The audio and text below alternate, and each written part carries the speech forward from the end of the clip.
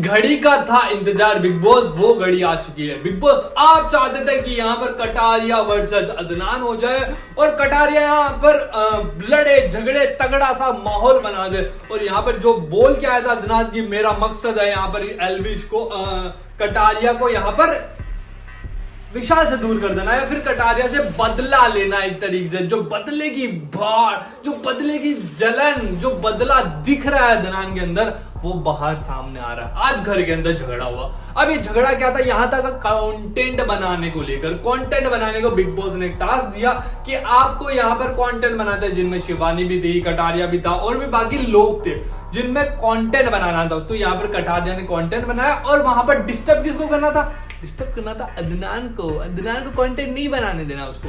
अब यहाँ पर अदनान ने हदें पार कर दी, लड़ाई करी, झगड़े करे, गालियों भरा शो हो चुका। वो शो रहा ही नहीं जिसमें पेरेंट्स, जिसमें बिना कोई गाली वाली कुछ नहीं होती थी। इसमें पूरा शो ही गालियों से भरा पड़ा। ये पेरेंट्स शो नहीं है, अब ये गालियां भरा शो है। कोई देख ही नहीं सकता अपनी मम्मी पापा के साथ में बैठकर इस शो को।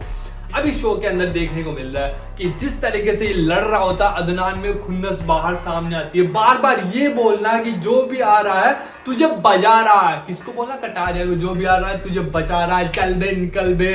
और भी बाबे की माफी इधर नहीं मिलेगी, चेला है तू चेला। अरमान की ही बातों को रिपीट कर रहा है अदनान, क्योंकि अदनान देख के आया ना बाहर से शो। अब वो यहाँ यूज कर रहा है घर के अंदर। और यहाँ पर बार बार ये बोलना चेला चेला, बचकाने, तू बचकाना लग रहा है। और ये बार बार बोलना कि तू बाहर की चीजों को यूज करा, मतलब बाहर वो क्या बोलते हैं, जो भी आ रहा बाजार आ तुझे। ये अदनान आप इस चीज को स्टॉप कर दो, वरना जो बिग बॉस तुम्हारी क्लास लगाएंगे ना, तुम्हारी फटके 4 हो जानी है। क्या कटारिया को बार बार इतना था नीचे डाल दियो, कटारिया को इतना आप ब्लेम कर रहे हो, सारे घर वाले मिलकर कटारिया के पीछे पड़ चुके हो आप सभी लोग। क्यों? क्या बिगड़ा आपने कटारिया का, या फिर उसने आपका क्या बिगड़ा है? आप शो को देखकर जा रहे हो, फिर शो को समझ के जा रहे हो, फिर जाकर उसमें टूट पड़ रहे हो। विशाल मेरा दोस्त है, नेजी मेरा दोस्त है, कटारिया से मैं मकसद निकालूंगा। आपका मकसद क्या है? मुझे वो अभी तक समझ में नहीं आ रहा। कभी उसके साथ में दोस्त बन जाते हो, कभी उसको सामने कि मैं तो इसको नॉमिनेट नहीं करना चाहता, मैं तो इसको बचाए रखना चाहता हूँ। वो सीसी वाली था ना टास्क, उसमें भी बचाए रखना चाहता हूँ, क्योंकि वो तो बिग बॉस ने यहाँ पे सीसी गिरवा दी थी कि अदनान नहीं गिराएगा। लेकिन जो दिख रहा है वो शायद सच नहीं है, जो सच है वो दिख नहीं रहा।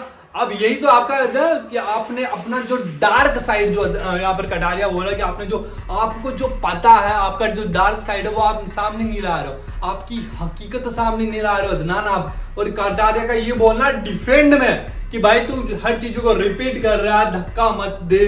अब यहाँ पर धक्का मुक्की भी हुई थी, गालियां भी पड़ी थी। तो धक्का मुक्की में क्या हुआ, पहले यहाँ पर अदनान ने धक्का मारा तो पीछे हो गया कटारिया।